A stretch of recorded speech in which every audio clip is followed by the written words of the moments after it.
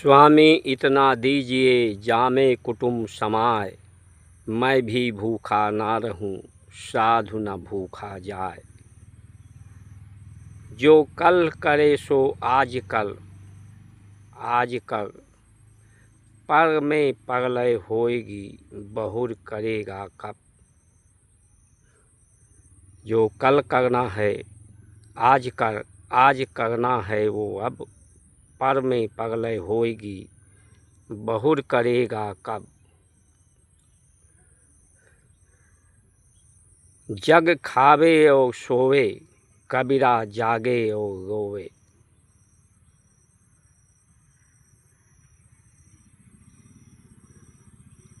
तो ये हमारा भारत की संस्कार संस्कृति जो सत्य का ज्ञान, सत्य की समझ प्रदान करती है, वो सीमित का ज्ञान प्राप्त करती है कि तुम्हें जो अवसर मिला है, एक समय, एक सीमित समय, सीमा के अंतर्गत ये सुअवसर प्राप्त हुआ है। जीवन को एक सुअवसर मान के चलो और सभी दुखों से मुक्ति प्राप्त करो, मोक्ष प्राप्त करो। यही तुम्हारा लक्षण है और यही लक्ष्य है। एक संत ने कहा कि सब पूरा संसार सुख को ही क्यों चाहते हैं, और सुख को चाहते हैं तो मिलता क्यों नहीं है। पूरा संसार सुख इसलिए चाहता है कि वो सुख स्वरूप, आनंद स्वरूप के सभी अंश हैं। जो जिसका अंश होता है उसमें उसी का लक्षण होता है। दुख इसलिए प्राप्त होता है कि लक्षण जिसके हम अंश हैं, जिसके हमारा अंदर जिसका लक्षण है, उसका लक्ष्य से हम भटक जाते हैं।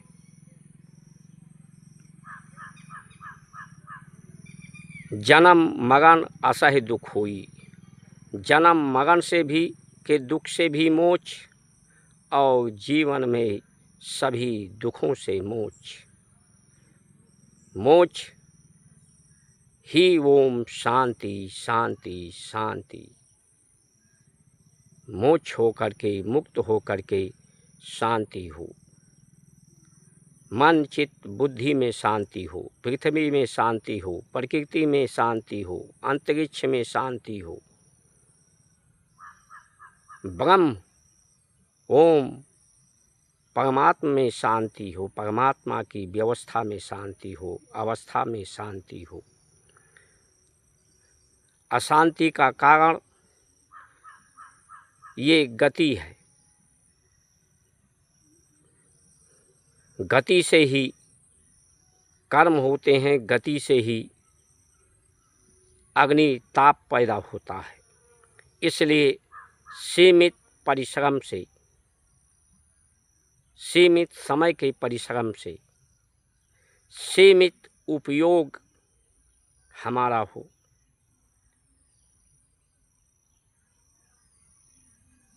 तो हम असीम जिम्मेदारियों का पूरे जगत को सुखी होने का संदेश दे सकते हैं, सूत्र दे सकते हैं, आचरण दे सकते हैं, सबका साथ दे सकते हैं, सबका सहयोग कर सकते हैं। क्योंकि सीमित प्रयोग से हमारा समय बचेगा, उस समय का सदुपयोग सबके निस्वार्थ सेवा में हम लगा सकेंगे। इसलिए जो स्वतंत्रता दिवस है, हमारे अमर शहीदों ने, अमर सपूतों ने, अमर बलिदानियों ने इसी दुखी करने वाली व्यवस्था, जो अंग्रेज़ों की व्यवस्था थी, दुखी करने वाली व्यवस्था मुग़लों की व्यवस्था थी, वो दुख क्या था? अधिक से अधिक उपयोग करना, अधिक से अधिक सुख सुविधा का उपयोग करना, दूसरे के परिश्रम पर अपने सुख साधन सुविधा को जुटाना, यही उनकी नीति थी। इसीलिए जो सत्य का ज्ञान देने वाली गुरुकुल, उसको संविधान बना करके प्रतिबंधित किया अंग्रेज़ों ने। आरक्षण की व्यवस्था अंग्रेज़ों के समय थी। प्रतिभाशाली लोगों को प्रतिबंधित किया।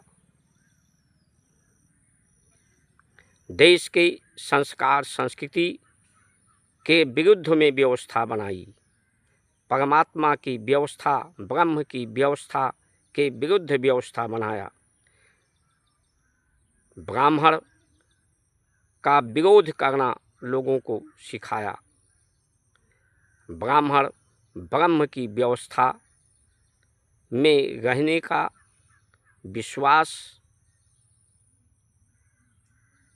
की स्वीकृति और स्वीकारता ही संस्कृति है, वो सबको प्रदान करता है, जो सबको शक्ति, सामर्थ्य और सबको शांति, संतोष, संतुष्टि प्रदान करता है।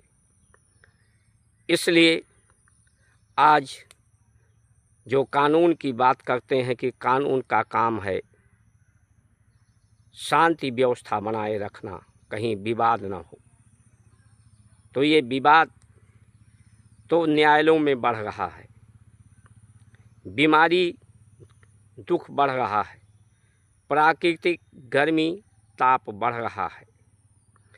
इस ताप से, गर्मी से कौन दुखी नहीं है? अधिक ठंडी से कौन दुखी नहीं है? अधिक बरसात हो रही है जहाँ पर, उससे कौन दुखी नहीं है? कहीं सूखा पड़ रहा है, कम बरसात हो रही है, उससे कौन दुखी नहीं है? शरीर के अंदर हलचल बढ़ जाने से प्रकृति में हलचल बढ़ जाती है, पृथ्वी में हलचल बढ़ जाती है, जिससे भूकंप आते हैं। इससे कौन दुखी नहीं है? तो आज जो भी काम हो रहा है, लोगों को दुख पहुंचाने का काम हो रहा है, दुखी करने का काम हो रहा है। प्रकृति को दुखी कर रही है ये व्यवस्था, परमात्मा की व्यवस्था को दुखी कर रही है ये व्यवस्था, संत को दुखी कर रही है व्यवस्था। संत अपने सुख, वो तो पूर्ण रूप से संत जो है वो सुखी है, लेकिन वो संसार के दुख को देख करके दुखी है। इसलिए जो उपासना पद्धति है वो गति को सीमित करने का है, गति को शून्य करने का है, स्थिर करने का है। मन, प्राण, चित्त, बुद्धि को स्थिर, शांत और गति शांत करने की है। अंदर की गति शांत हो जाए, सीमित हो जाए, शून्य हो जाए, तो प्रकृति की भी गति सामान्य हो जाए। सामान्य वर्षा हो, सामान्य गर्मी हो, सामान्य ठंडी हो।